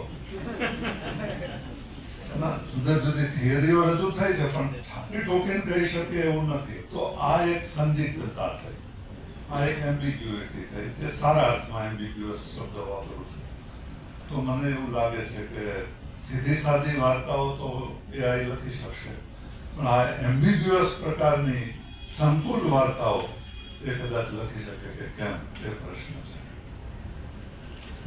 ખાલી એક ઉમેરી દઉં કે AI ને તમે રઘુવીર ચૌધરી પૂછો તો કે છે, એક દુધાત પૂછો કે શિશિર રામાવત પૂછો તો કે છે, બરાબર, યોગેશ જોશી પૂછો તો કે છે, પણ પછી તમે ગૂગલને પૂછજો કે લાભુબેન મહેતાની વાર્તાઓ, તો ત્યાં સુધી પણ નથી એની પાસે, કારણ કે ઇન્ડિક ભાષાઓમાં મટીરિયલ જ નથી, તો આપશે ક્યાંથી? તમે જે વાત કરી એ ઉચ્ચ સાહિત્યની વાત કરી, શુદ્ધ સાહિત્યની વાત કરી, પણ જે ફોર્મ્યુલાબદ્ધ લખાણ છે, જે વિભાઢાળ વાર્તાઓ છે, વિભાઢાળ કવિતાઓ, ગઝલો છે, એ તો મને લાગે છે કે એ સરસ લખી શકશે. છતાં એકદમ નિમ્નસ્તરીય વસ્તુઓ છપાય છે, કોન્ટેન્ટ જેમાં વિશિષ્ટ પ્રકારની સજ્જતા હોતી નથી, કોઈ પ્રકારની ભાષા શુદ્ધિ કે કશું હોતું નથી. એને કરતાં આઈ થિંક 3 વર્ષ પછી એ સરસ વધારે સારું લખશે. તો એ સિચ્યુએશનમાં શું થતું, જ્યારે એવું હોય જ નહીં કે બધું સાહિત્ય શુદ્ધ જ હોય, તમે અમુક વાર્તા તમે નહીં છો પણ કોઈ છાપવું એની પૂર્તિમાં છાપી લેશે. ત્યાં તો બહુ સિમ્પલ વાર્તાની જરૂર છે. ત્યાં શું કરવામાં આવશે? હજી ખોટ નથી. એ માટે આપણે AI ને શું કરવા તકલીફ આપવી? એવું તો અત્યારે મારા મિત્રો કે હું લખી શકું મીડિયોકર પ્રકારનું, તો આપણને AI ની જરૂર ક્યાં છે કે ઉત્તમ લખી શકે કે નહીં. હરીન્દ્ર દવે સાહેબે લખ્યું છે કે નરસિંહ મહેતા જ્યારે કવિતા લખતા હતા ત્યારે ગુજરાતી ભાષામાં બીજા 500 કવિઓ પણ કવિતા લખતા હતા, પણ એ મીડિયોકર હતા એટલે ભૂલાઈ ગયા. એટલે ભૂલાઈ જવાય એવું સાહિત્ય, સસ્તી થ્રિલ આપી શકે એવું સાહિત્ય તો આપણે વગર AI લખી જ રહ્યા છીએ અત્યારે. તો એમાં એને શું કરવા બિચારાને હેરાન કરવું? એ તો આપણે જાતે કરી લઈ શકીએ એવું કામ છે.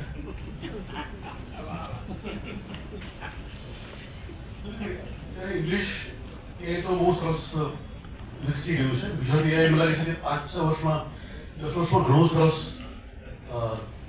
તબક્કે પહોંચી જશે. તો ધારો કે આપણે 5 વર્ષ પછીની કલ્પના કરીએ કે ન્યૂઝરૂમમાં કોઈ AI થ્રુ કોઈ AI એક ન્યૂઝ રિપોર્ટ આપે છે પૂરેપૂરો, with heading, with caption, intro બધું, અને એક પત્રકાર તમારો એ જ બધી વસ્તુ રિપોર્ટ આપે છે. તમે કેવી રીતે બધી મદદ પાડશો? તમે કોના પર ભરોસો મૂકશો? મશીન પર મૂકશો કે માણસ પર મૂકશો? કદાચ જોઈ શકે છે કે જે એઆઈનો રિપોર્ટ છે અથવા એઆઈનો ફીચર્સ છે કે લેખ છે એ વધારે સરસ હોય, વધારે કદાચ સુચારૂ રીતે લખાયેલું હોય, પણ તમારા માટે વધારે how do you handle that situation? 5-7 વર્ષ પછીની વાત છે એટલે આપણે એને ધારણા આધારે ચાલવું પડે.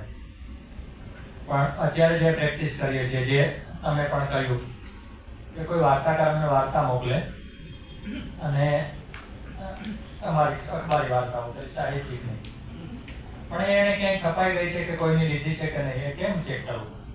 તો વેબસાઇટો છે જેમાં પેરેગ્રાફ નાખીએ એટલે તરત કહી દેશે, બરાબર સંજય, કે આ પેરેગ્રાફ છે એ પરિષદની વેબસાઇટ ઉપરથી લીધેલો છે, લિંક સાથે આપશે કે આ પેરેગ્રાફ વિકિપીડિયાનો છે, આ પેરેગ્રાફ વિશ્વકોશનો છે, આ પેરેગ્રાફ એટલે ફેક્ટ ચેક. અથવા તો હવે શું કરવાનું કે આ તો એક વાર્તા ચેક કરી કે મને કોઈ XY વાર્તા મોકલીને મેં ચેક કરી, તો હું બીજી વાર એના પર ભરોસો નહીં કરું, કારણ કે મને શંકા જાય કે આને તો ક્યાંથી લીધેલી વાર્તા હશે. ત્યાં જ માનવીય ક્ષમતાઓનો ઉપયોગ કરવાની શરૂઆત થાય છે કે AI બધું કરી દે છે તો ચાલો હવે તો મિકેનિકલ કામ થઈ ગયું. પણ પત્રકારત્વ કે સાહિત્ય સર્જન જરાય મિકેનિકલ કામ નથી, એટલે આપણા અભ્યાસક્રમો છે પત્રકારત્વ થોડું ઘણું શીખવી શકે, બાકી તો રોજ આપણે ઓફિસમાં જ શીખવું પડે, કારણ કે ક્રિએટિવ કામ છે અને એમાં રોજ વિચારવાની પડકાર છે, રોજ વિચારવું જરૂરિયાત છે. એટલે AI સારી સ્ટોરી લખી શકે છે તો તમે જરૂર AI ની છાપો, એટલે હું હોય તો AI ની જ છાપો. અને રિપોર્ટર માટે પડકાર છે કે તું સારું ગુજરાતી નહીં લખે તો તારું સ્થાન આ મશીન લેશે, બરાબર છે. એવી જ રીતે જ્યારે સારો ફોટો છે એ ઓટોમેટિક કેમેરા પાડી આપશે તો તો ફોટોગ્રાફરે શીખવું પડશે. હું શા માટે એઆઈનો ઉપયોગ શીખું છું? તો મને એમ લાગે છે કે હું મારું જે કામ કરું છું એને એઆઈની મદદથી ફાઇન ટ્યુન એટલે કે વધુ સારું નહીં કરું તો મારું સ્થાન બીજું કોઈક લઈ લેશે. એવું દરેક માટે હોવું જોઈએ, કારણ કે એક પ્રકારનો ભય હોય તો જ તમે તમારું સારામાં સારું કામ આપી શકો. એટલે એઆઈ છે સ્ટોરી લખી શકે 5 વર્ષ પછી તમે જેના માટે આશાવાદી છો એવું થાય તો ઘણી સારી વાત છે કે આપણો બધાનો મૂળ પ્રશ્ન શું હોય? તમારી ભાષા સારી નથી, તમારી વાર્તા ગમે એવી સારી હોય, પણ પહેલી લીટીમાં જ ગુજરાતી સારું નથી તો હું શું કામ અંદર વાંચું? કારણ કે અર્થ સમજવાની વાત તો ત્યારે આવે જ્યારે હું આખી વાર્તા સડસડાટ વાંચી જાઉં. તમારી 10 પાનાની હોય કે મડિયાની એનાથી લાંબી હોય કે તમારી વાર્તા હોય કે પ્રમુખ સાહેબની વાર્તા હોય કે ગમે તેની હોય કે તમારી ટાટ હોય, હું સડસડાટ ત્યારે વાંચું જ્યારે મને પહેલું વાક્ય વાંચીને બીજું વાક્ય ગમે, બીજું વાંચીને બીજો પેરેગ્રાફ ગમે, બીજો પેરેગ્રાફ વાંચીને બીજું પાનું ફેરવું. એઆઈ નું કે અત્યારે જે કેટલાક રિપોર્ટરો કે લેખકો ગુજરાતી લખે છે એ તમને બીજો પેરેગ્રાફ વાંચવા માટે મજબૂર જ નહીં કરે, એટલે સ્પર્ધામાંથી આપોઆપ નીકળી જાય છે.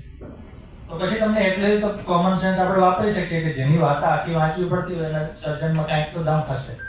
અમે અમારી પાસે સંખ્યાબંધ વાર્તાઓ પહેલા એ જ જોઈએ કે તમે ગૂગલની મદદથી કે ગમે તેનાથી લખી, તમે આર્જેન્ટિનામાં નથી રહેતા, તમે તિબેટમાં નથી રહેતા, તમે નેપાળમાં નથી રહેતા, તમે ગુજરાતમાં રહ્યો છો, જો ગુજરાતી પહેલું વાક્ય તમે સાચું નથી લખ્યું તો તમારું સર્જન ગમે એવું મોટું હોય એ નીકળી જશે. એ જ વાત રિપોર્ટરને, એ જ વાત ન્યૂઝ રૂમમાં લાગુ પડે કે તમે તમારી ભાષાનું અખબાર કાઢો છો, તમારી ભાષાનું સામયિક કાઢો છો, તમારી ભાષાની ચેનલ ચલાવો છો, અને જો નિર્ણય કરવાના છે એનો ગુજરાતી ભાષા માટેનો આગ્રહ છે તો એ જ જોશે કે રિપોર્ટર કરતા એઆઈ સારું લખ્યું છે. એવી સ્થિતિ આવે તો એઆઈનો વપરાશ છે એટલે રિપોર્ટરને પણ ખબર પડશે, લખનારને પણ, ડેસ્કના એડિટરને પણ ખબર પડશે, મેગેઝિન એડિટ કરનારને પણ ખબર પડશે, સ્ટાફ રાઇટરને પણ ખબર પડશે કે જો હું સારું નહીં લખું તો મારું સ્થાન લેવા માટે મશીન તૈયાર છે. એક બીજી પણ આપણે લખી શકશે કે નહીં લખી શકશે કે નહીં એવી ચર્ચા કરીએ છીએ. મને અહીંયા ભદ્રમ ભદ્ર યાદ આવે છે.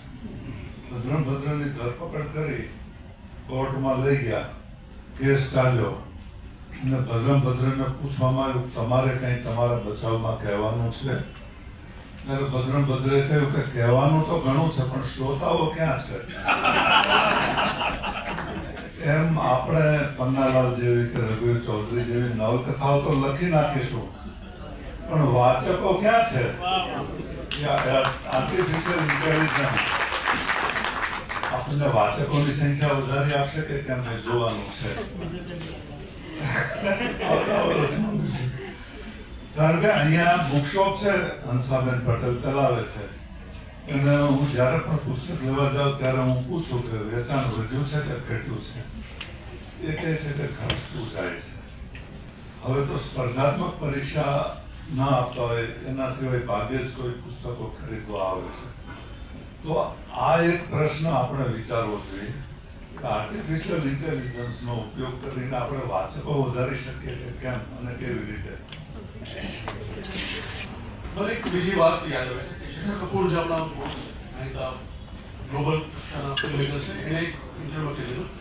એની માસૂમ ફિલ્મ છે જે બહુ સરસ વખણાયેલી ફિલ્મ છે, એની સિક્વલ એને ChatGPT પાસે લખાવી. તો he was so impressed by the result કે હું પણ આવું સરસ સિક્વલ લખી ના શક્યો. એટલે મને લાગે છે કે સિનેમા બીજા માધ્યમોમાં ChatGPT વધારે ગતિ કરી શકશે એઝ કમ્પેર ટુ લિટરેચર, એવું મને લાગેલું છે. છેલ્લા 2 સવાલ બંને કે અમિતભાઈ, હવે અત્યારે ઓનલી મિસઇન્ફોર્મેશનનો જમાનો છે, ડીપફેકનો જમાનો છે, અલ્ગોરિધમ બાયસ ખૂબ થઈ રહ્યા છે, અને આ સિચ્યુએશન તો ત્યારે છે જ્યારે જો એઆઈ હજુ બાલ્યાવસ્થામાં છે. તો જ્યારે એઆઈ ફૂલ ફ્લેશ વધી જશે ત્યારે આ બધું ક્યાંથી લટકશે? તો કોઈ રીતે જર્નલિઝમને જે વિશ્વાસનીયતા બહુ મોટી વસ્તુ છે એને એથી દૂર રાખી શકાય અથવા કોઈ પ્રોડક્ટ કરી શકાય એઆઈથી? એ શક્ય લાગે થિયોરિકલી કે પ્રેક્ટિકલી?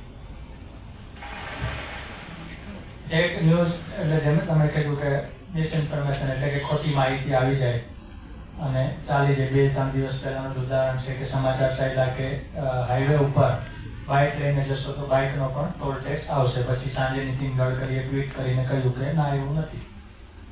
ત્યાં સુધીમાં એ ફેક ન્યૂઝ હતા અને ફેલાઈ ગયા. નીતિન ગડકરીએ કહ્યું એ ક્ષણે ન્યૂઝ ફેક બની ગઈ, ત્યાં સુધી ન્યૂઝ હતા, અમારા બધા માટે પણ હતું. ઓકે, તો ચેનલો એની ઝડપે મૂકી દે, સોશિયલ મીડિયાની ઝડપે મૂકી અને અખબારો. એટલે તમારા સવાલમાં બે મુદ્દા છે, એક બાયસ અને એક ફેક. તો ફેક વાળો મુદ્દો એ છે કે ઓલરેડી અસર કરી રહ્યો છે, પ્રચંડ રીતે અસર કરી રહ્યો છે.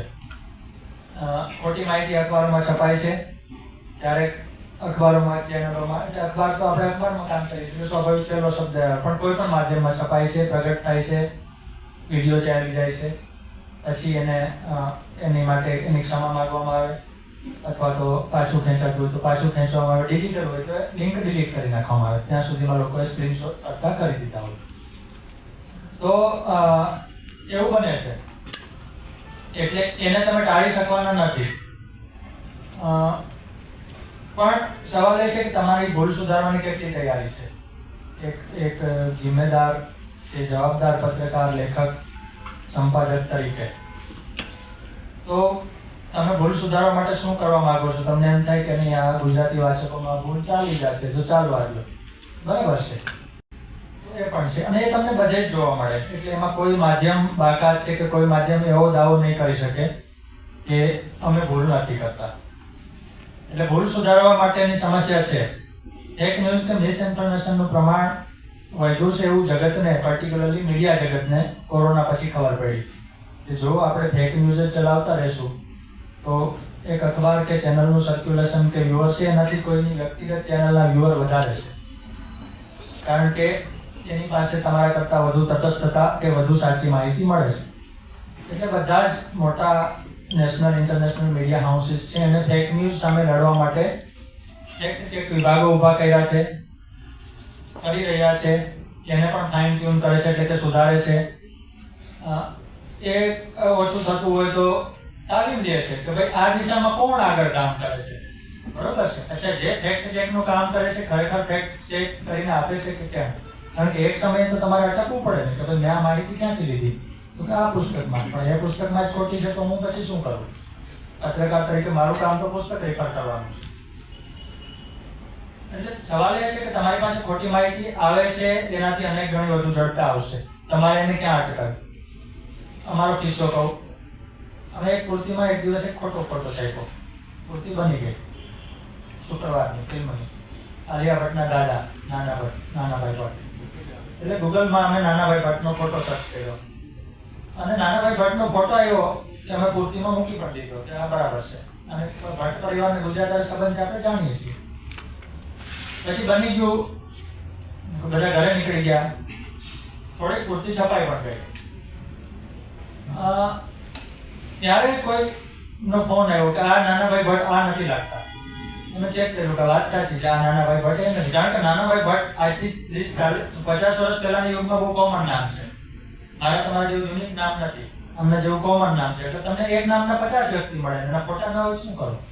એટલે અમે ફોટો હટાવ્યો, ત્યાં સુધી થોડીક કોપી છપાઈ ગઈ, તે માર્કેટમાં ગઈ વગેરે. પણ જે ક્ષણે અમને ભૂલની રિયલાઇઝેશન થયું, તે ક્ષણે મારું ઘર તો ઓફિસથી 22 કિલોમીટર દૂર છે, પણ હું તૈયાર થઈ ગયો તો હું પાછો ઓફિસે જાઉં અને જે સુધારો કરી શકાતો હોય કરીએ. આપણે જાણીએ છીએ આવી પ્રવૃત્તિમાંથી આમાં તમે અનેકવાર પસાર થયા જુઓ કે જે ક્ષણે તમને ખબર પડે કે ભૂલ જાય છે તો અટકાવવા માટેની વૃત્તિ છે કે કેમ, એ પહેલો પ્રશ્ન છે. એ વૃત્તિ નથી તો એ હોય કે ન હોય, એની પહેલા ફેક ન્યૂઝ છપાતા હતા, બરાબર છે.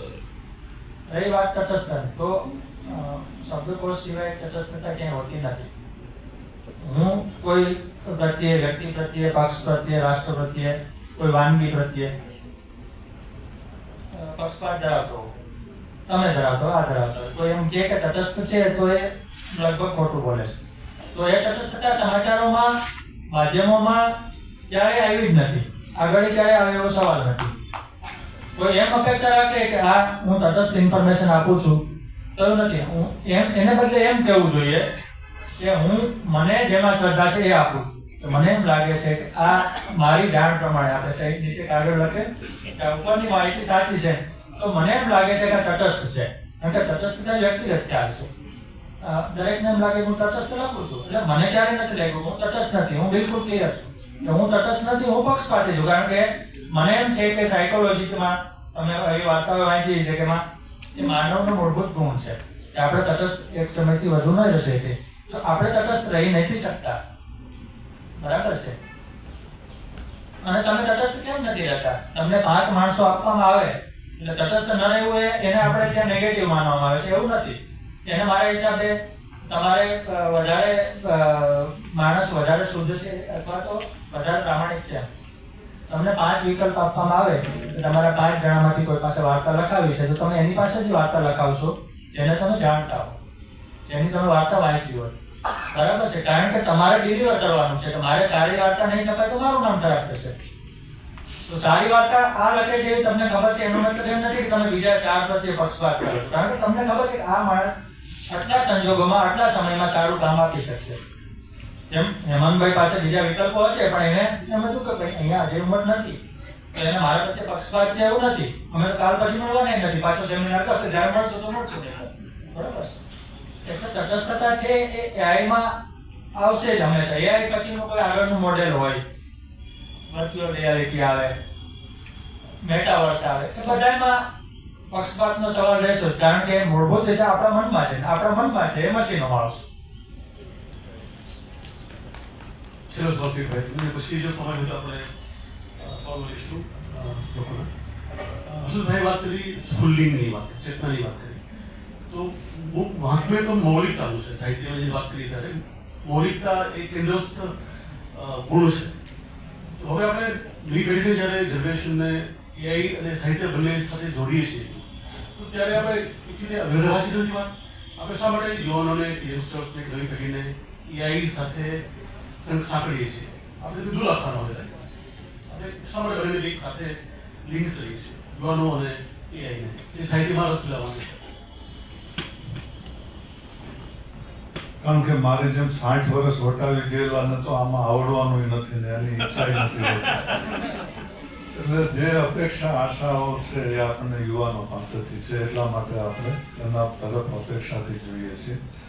સવારમાં ચર્ચા સાંભળું છું, મને 1-2 મુદ્દા એક સામાન્ય સાહિત્ય કે એની પત્રકારત્વની બહાર જઈને કરવાના થાય છે, એ હું તમારી આગળ મૂકું છું. સવારે સંજય ચૌધરીએ વાત કરી જ્હોન મેકાર્થીની.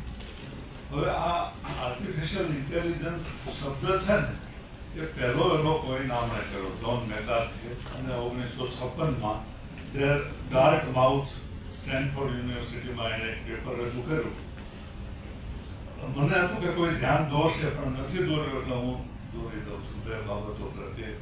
એણે જે પેપર રજૂ કર્યું એનું એક વાક્ય જ હું વાંચું છું કે machines as simple as thermostats can be said to be have beliefs, and having belief seems to be a characteristic of problem solving performance. એટલે આપણે આ વસ્તુ સમજી લેવાની જરૂર છે કે મશીનોને પણ માન્યતા હોય. મને ભાજપ ગમે કે કોંગ્રેસ ગમે એવું હું અત્યારે જેમ કરી શકું છું એમ જતે દાડે આર્ટિફિશિયલ ઇન્ટેલિજન્સને પણ એવું થવાનું છે. અને બીજું કે આપણે એવું માનીએ છીએ કે આપણે ડેટા ફીડ કરીએ એટલું જે સામે આપણને જવાબ આપશે, તો એવું નથી. આર્ટિફિશિયલ ઇન્ટેલિજન્સમાં એવું છે કે એ પોતે માહિતીની આપલે અંદરો અંદર કરી લે છે, એક કોમ્પ્યુટર બીજું કોમ્પ્યુટર, અને જો કોઈ પાસે નહીં હોય તો એ બહારથી મેળવી પણ લેશે. આ જોખમ છે એ આ છે કે પછી માણસ, હર્ષદભાઈ જે સ્ફુલિંગની વાત કરે ને, સ્ફુલિંગ પણ એ પ્રાપ્ત કરી લેશે. આ જોખમ અહીંયા ઊભું થવાનું છે. અને બીજું, સંજય સવારે જે વાત કરી કે ભાઈ આપણે કોઈ રોબોટને એવું શીખવીશું કે માણસને નહીં મારવાનો અને આને જ મારવાનો, પણ માણસની આ સ્ટીફન હોકિંગ જે આ એક પુસ્તકનું એક તો પ્રકરણ છે, વિલ આર્ટિફિશિયલ ઇન્ટેલિજન્ટ આઉટસ્માર્ટ અસ. એમાં એણે એ વાત કરી છે કે માણસની ઉત્ક્રાંતિની પ્રક્રિયા છે એ બહુ ધીમી છે. એટલે એણે સૌથી પહેલા અગ્નિ શોધ્યો, પછી લાખો વર્ષ પછી પૈડું શોધ્યું, એના લાખો વર્ષ પછી કોમ્પ્યુટર શોધ્યું, પણ કોમ્પ્યુટરમાંથી આર્ટિફિશિયલ ઇન્ટેલિજન્સ તરત આવી. તો કોમ્પ્યુટર જેટલી સ્પીડે ઇવોલ્વ થઈ શકે છે એટલી સ્પીડે માણસ બાયોલોજિકલી ઇવોલ્વ થઈ શકતો નથી. પહેલા આપણે ઝાડ ઉપર રહેતા હતા, વાંદરાની જેમ જે ડાળીએ લટકતા હતા, ત્યારે આપણામાં ઉછળી હતી. પછી આપણે જમીન ઉપર ચાલતા થયા એટલે પૂંછડી ખરી ગઈ, પણ હજી આંતરપૂછ તો રહે જ છે, જેનો હવે કોઈ ઉપયોગ નથી. પણ માણસનું બાયોલોજિકલ ઉત્ક્રાંતિ એટલી ધીમી છે કે કોમ્પ્યુટર આવતા 100 વર્ષ પછી આપણી સ્પીડને વધી જશે. AI એટલે જે મૂળ ચિંતા કરવા જેવો પ્રશ્ન અથવા ભયજનક પરિસ્થિતિ છે એ આ છે કે આવતા 100 વર્ષમાં માણસની બુદ્ધિ કરતા આર્ટિફિશિયલ ઇન્ટેલિજન્સ વધી જશે કે કેમ. વિચાર કરવો હોય તો આ પ્રશ્ન અંગે કરવાનો છે. અને સ્ટીફન હોકિંગ્સે કીધું છે કે વૈજ્ઞાનિક તરીકે હું આશાવાદી વૈજ્ઞાનિક છું એવું કહેવાય છે. એટલે મને આશા છે કે માણસ જાતનું સારું થશે. પણ પછી એને છેલ્લું વાક્ય લખ્યું, પણ મને ખાતરી નથી. તો સ્ટીફન હોકિંગને જો ખાતરી ના હોય તો આપણે કેવી રીતે શાંતિથી બેસી શકીએ. આભાર. હવે આપણે જો પ્રશ્નો તમારા પાસે કોઈ પ્રશ્ન હોય નિવેદનો માટે તો માઇક પ્લીઝ.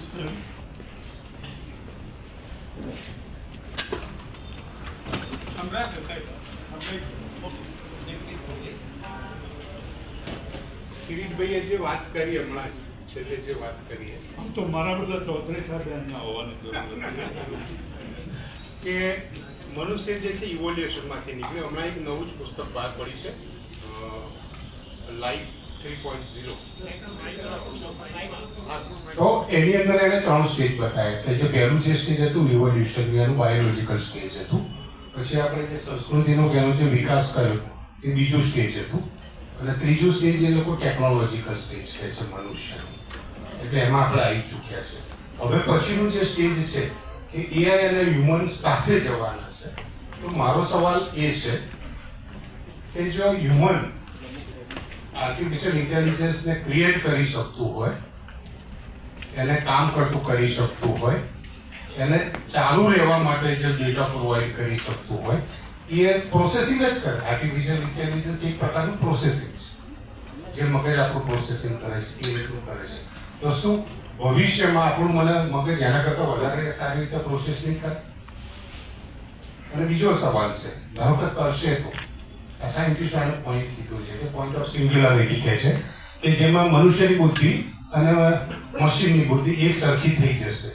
અને એ પછી જ્યારે આગળ જશે તો રોબોટ કે આર્ટિફિશિયલ ઇન્ટેલિજન્સ કે નવા જનરેશનવાળા જે છે મનુષ્ય ઉપર હાવી થવાની કોશિશ કરશે. તો ત્યાં સુધી મનુષ્ય બેસી જ રહેશે, વિચારવાનું બંધ કરી દેશે.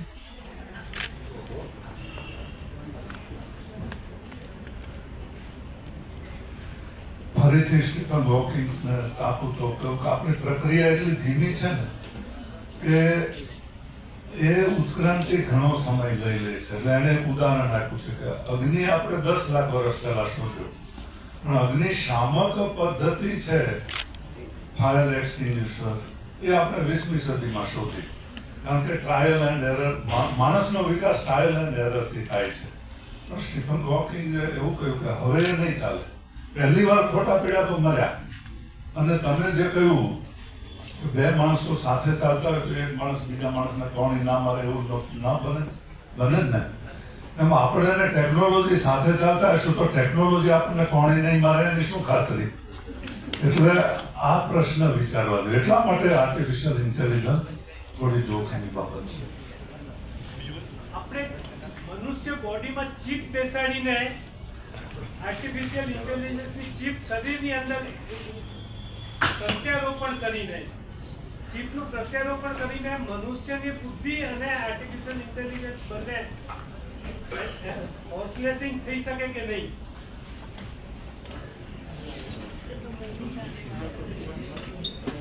ઇલોન મસ્કે કંપની સ્થાપી જેનું નામ છે ન્યુરાલિંક. એ આના ઉપર કામ કરે છે.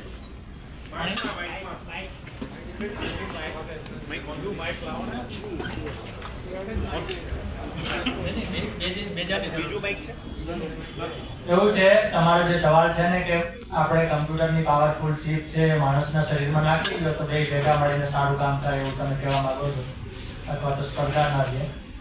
તો ઇલોન મસ્કે એક કંપની સ્થાપી જેનું નામ છે ન્યુરાલિંક. એનું કામ જ છે કે કમ્પ્યુટર તમારા મનમાં જે વિચારો ચાલે છે, મારા મનમાં અત્યારે હું તમને જવાબ આપું છું પણ પાછળ શું ચાલે છે એ તમને ખબર નથી પડતી.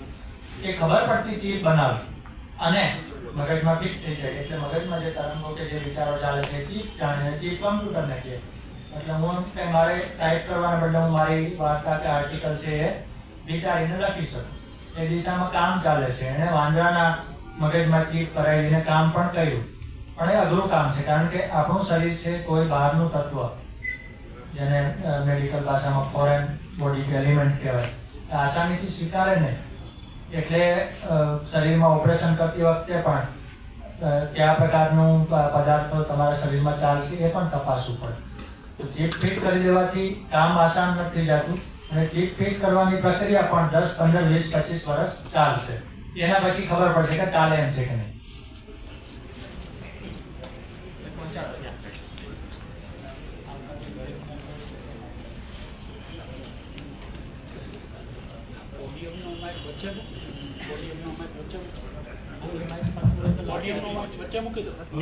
આજે ઘણો આનંદ થાય એવી આખી આ ચર્ચા ચાલી રહી છે. એક તો જે કૃતિઓની કિરીટભાઈએ વાત કરી એમાં બ્રેવ ન્યૂ વર્લ્ડ અલ્ડુસ હક્સલેની એક નવલકથા છે, જેમાં આખું જગત જ એમણે કૃત્રિમ રીતે ઊભું થયેલું કલ્પ્યું છે. એ પણ અહીંયા વિચારી શકાય એવી એક કૃતિ છે. અને એમાં એક ડિફેક્ટિવ માણસ બને છે અને પછી જે આખી ઘટનાઓ ઘટે છે એનું વર્ણન એમણે કર્યું છે. અલ્ડુસ હક્સલી તો બહુ જાણીતા છે. બીજી એક વાત એ પણ છે, આપણે જે AI છે એ આપણને ઓવરટેક કરશે કે કેમ એની ચિંતામાં છીએ ત્યારે કમ્પ્યુટર ટેકનોલોજીમાં એક ક્ષેત્રમાં અત્યારે વેટ સેલના કમ્પ્યુટર બનાવવા માટેના પ્રયોગો ચાલી રહ્યા છે. અને આ પ્રયોગો ચાલી રહ્યા છે એવું મેં લગભગ 1997-98 ની સાલમાં વાંચેલું છે. એટલે એટલા વર્ષોથી આ ચાલે છે. અત્યારે જે કમ્પ્યુટર આપણી પાસે છે એ બધા ડ્રાય સેલના કમ્પ્યુટર છે, જ્યારે મનુષ્ય છે એ વેટ સેલ છે. જો વેટ સેલનું કમ્પ્યુટર બની શકશે તો માણસના અને કમ્પ્યુટરના જોડાણ માટે બીજી કોઈ જરૂરિયાતો જ ઊભી નહીં થાય. એ સીધે સીધું જોડાઈ જશે. અને એટલે પછી ટેકનોલોજી અલગ છે ને માણસ અલગ છે ને એ બધા ભ્રમમાંથી જ નીકળે, એ ભ્રમ થઈ જશે. પછી બધું એક જ હશે. એટલે પછી હરીફાઈ જેવું નથી. અને જો હરીફાઈ ગણાતી હશે તો એ જેમ બે મનુષ્યો વચ્ચેની છે એવી જ થઈ જશે.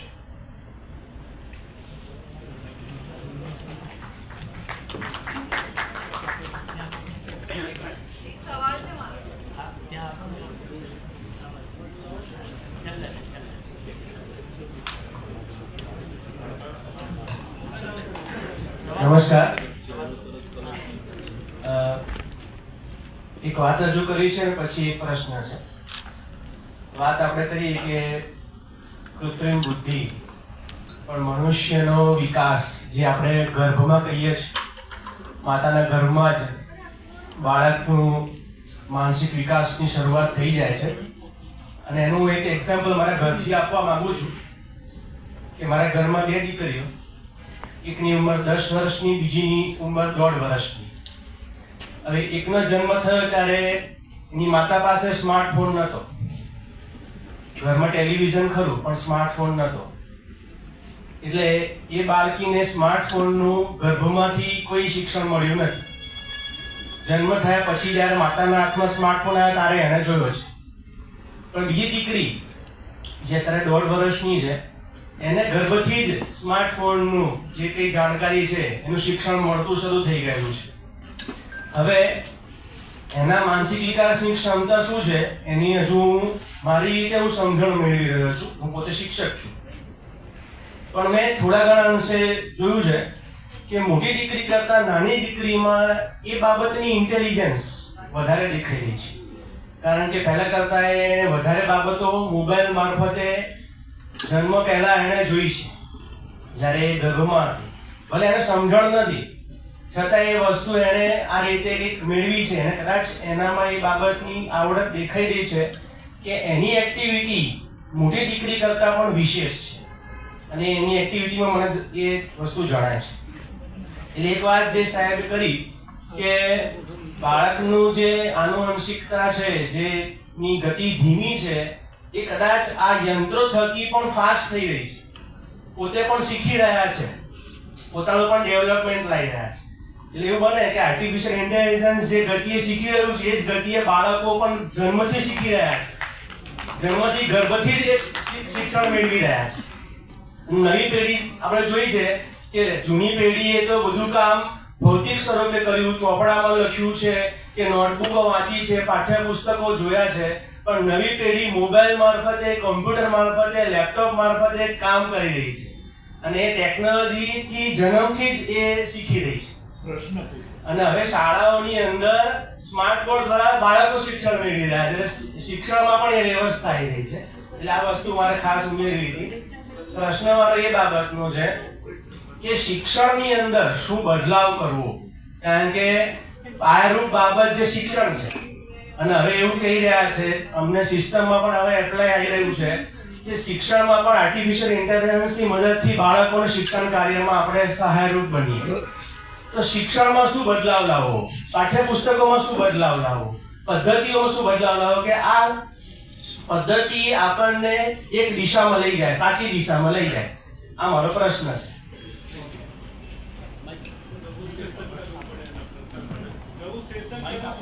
આને માટે તો એક આ ત્રીજા સેમિનારનો હેમાંગભાઈ આપને વિષય મળી ગયો, કારણ કે આટલા ટૂંકમાં તો જવાબ નહીં આપી શકાય.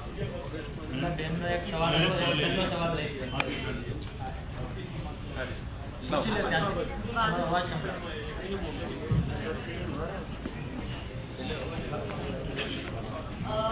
મારો સવાલ એ રીતનો હતો, જે રીતના હમણાં 3 સેશન થયા એનાથી એક કન્ક્લુઝન પર આપણે પહોંચ્યા હતા કે એઆઈ આવશે એના પછી શું થશે, પણ હજી ઘણા બધા બેસિસ પર આવી ગયા છે. અને જેમ એમણે કીધું એમ અત્યારની જે જનરેશન ન્યૂ છે એ તો પહેલેથી એડપ્ટ કરી રહી છે. તો મારો સવાલ હ્યુમન સર્વાઈવલ પર છે કે ઓલરેડી આપણે જે બી ઇવોલ્યુશન બી કરીએ છીએ, કે જે બી શોધ કરીએ છીએ એ આપણા પોતાની માટે જ કરી રહ્યા છે. માણસને પોતાને એવું એડેપ્શન જોઈએ છે કે એની સાથે થઈ શકશે, પણ હ્યુમન સર્વાઈવલ એઆઈ સાથે કઈ રીતે કોરિલેટ કરશે કે જેથી જોબ જાય કે ના જાય એ પછીની વસ્તુ છે. પણ સ્કિલ ડેવલપમેન્ટ માટે બી તમારા વિચાર કઈ રીતના પહેલેથી હોઈ શકે કે એઆઈ તો ખતરો ત્યારે જ બની શકે કે આપણો હ્યુમન સર્વાઈવલનો ઇન્સ્ટિંક્ટ એ પ્લસ ઓન થઈ જાય. તો કઈ રીતના તમારા એના પર વિચાર રહેશે?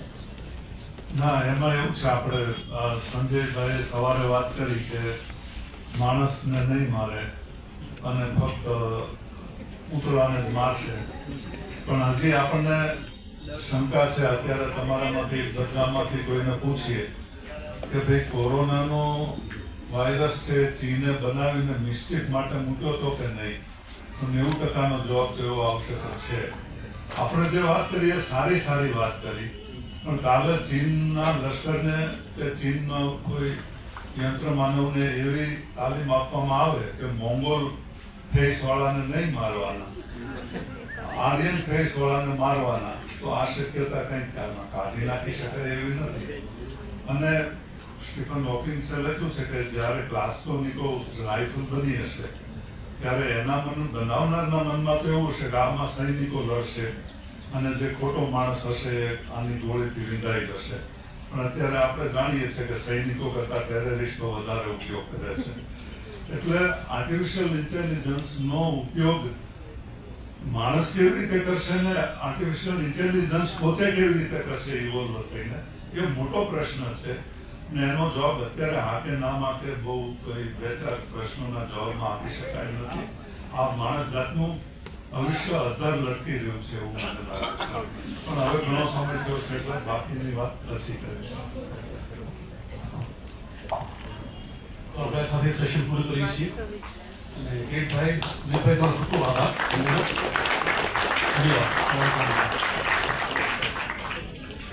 એક સિમ્પલ વાત કહી દઉં. હું તો શિક્ષક છું. પહેલી વખત પાઠ્યપુસ્તક મંડળ સાથે નવનીત ગાઈડ જોડે ને ત્યારે લોકો કહેતા હતા શિક્ષકોની કાંઈ જ જરૂર નહીં પડે. વિચાર કરો, પહેલા કરતા ત્યારે વધારે શીખવાની જરૂર પડે છે, પાયાના શીખવાની જરૂર પડશે. જો ડર ગયા તો મર ગયા.